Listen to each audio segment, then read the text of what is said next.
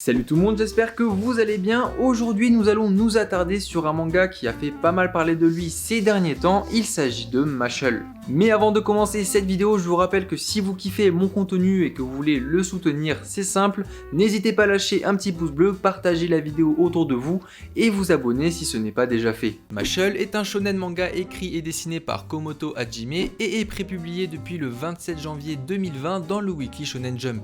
En France, c'est les éditions Kazé qui s'en occupent et les deux premiers tomes sont disponibles depuis début avril. Mashle nous transporte dans un monde régi par la magie depuis la nuit des temps, dans lequel il est obligatoire de se plier à la règle suivante: quiconque est incapable d'utiliser la magie se verra condamné à mort.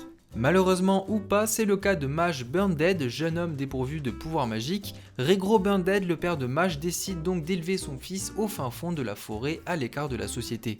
Un jour, un agent de la police découvre le secret de Mage, mais lui propose un marché. Pour survivre, il devra postuler à Easton, une prestigieuse académie de magie, et devra devenir le meilleur élève. Alors vous vous doutez bien que sans magie c'est peine perdue, cependant depuis son plus jeune âge, Mage a développé une force physique hors du commun et compte bien pulvériser tous les sorts et briser tous les codes de cette société à la force de ses bras. Alors Mage, c'est clairement le mélange entre un mob et un Saitama qui tente de rentrer à Poudlard et c'est que du fun. Et ici, faire le rapprochement avec One Punch Man est juste obligatoire. De la même manière qu'un Saitama, Mage, le héros de cette histoire, est écrit dans le but de créer un réel décalage constant avec tout ce qui l'entoure.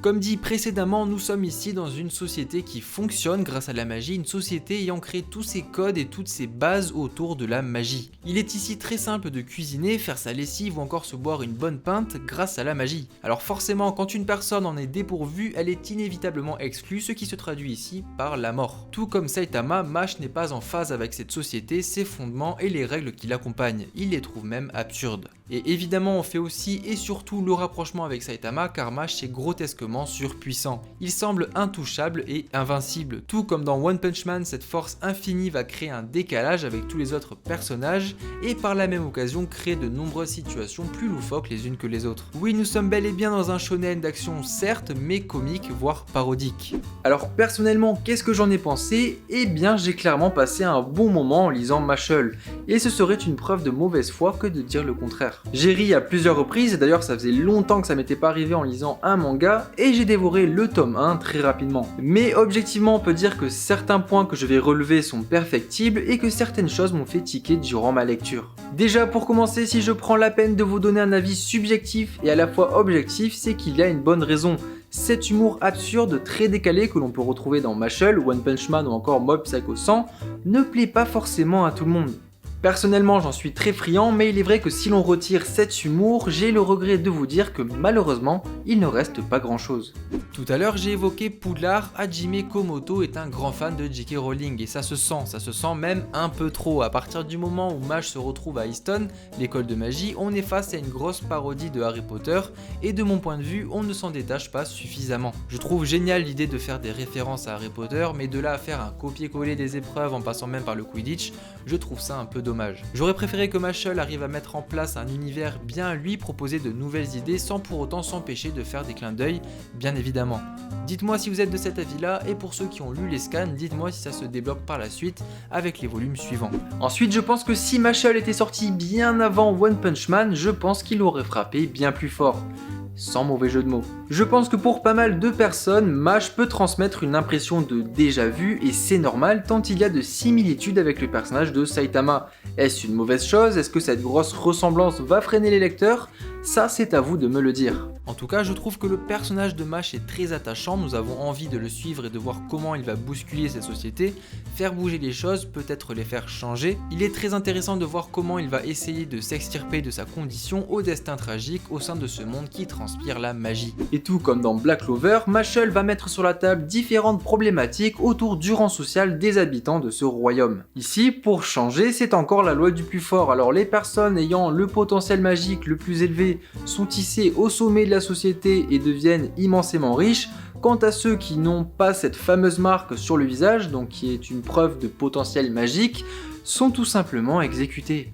On fait donc face à une réelle injustice et certains personnages n'hésiteront pas à intimider les plus faibles en abusant de leurs privilèges ou encore de leur statut social.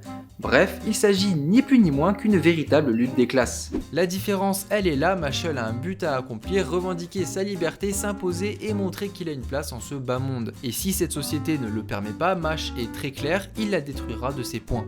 Pour en venir au dessin, je le trouve très adapté au registre, il est très léger, maladroit, caricatural, je vous raconte même pas les tronches sur certaines planches. À l'image donc de ce que veut véhiculer l'auteur avec ce manga, 80% de l'histoire se construit sur des gags, des situations absurdes, grotesques, et quand il a besoin d'appuyer sur des situations clés, je dirais plus sérieuses, Hajime Komoto met davantage le paquet.